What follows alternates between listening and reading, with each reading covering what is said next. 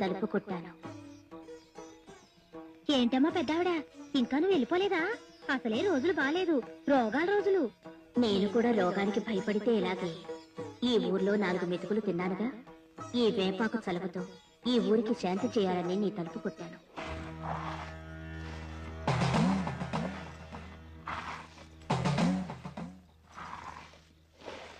ఈ అర్ధరాత్రిపడి యాపాకు నూరడం ఏమిటి? ఎందుకు? దేనికోసమమ్మా?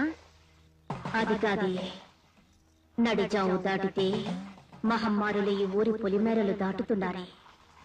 ఈ ఊరిని మొత్తం తినేస్తారే. మానవ మాత్రులం, మనం ఏం చేయగలం చెప్పు? కాపాడితే ఆ అమ్మోరు తల్లే కాపాడాలి.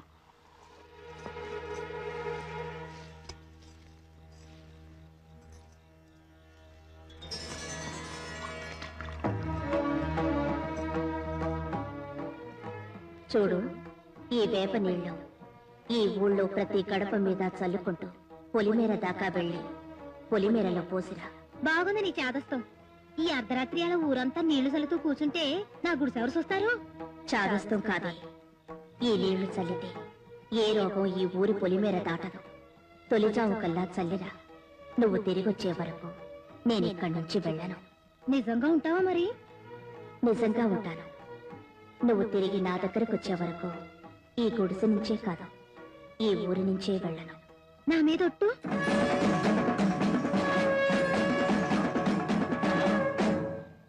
నీ మీద ఒట్టు.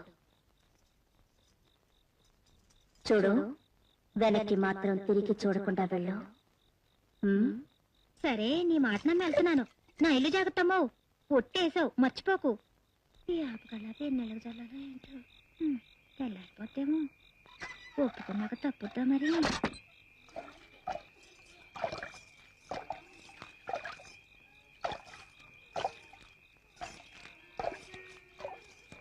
అయ్యో, ముసలిది ఎంగిలి పడిందో లేదో. ఉట్టి మీద అన్నం ఉంది, పెట్టుకు తినమని చెప్పొచ్చుంటే బాగుండేది. చెప్పొత్తాను.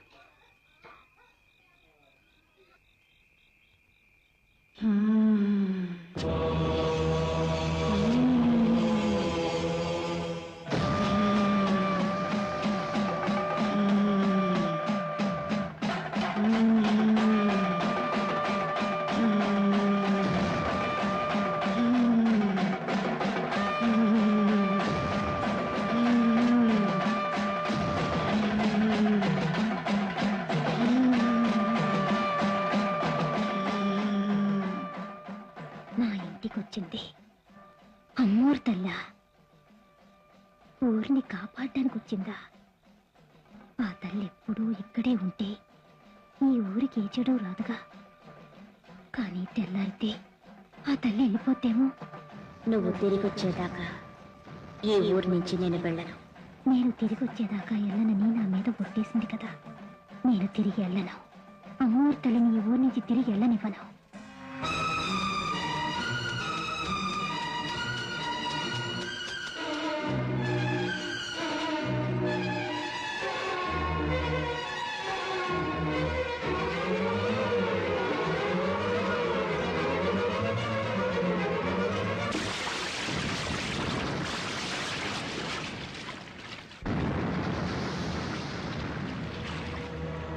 అమ్మా, నేనొచ్చేదాకా వెళ్ళనని మాటిచ్చావు.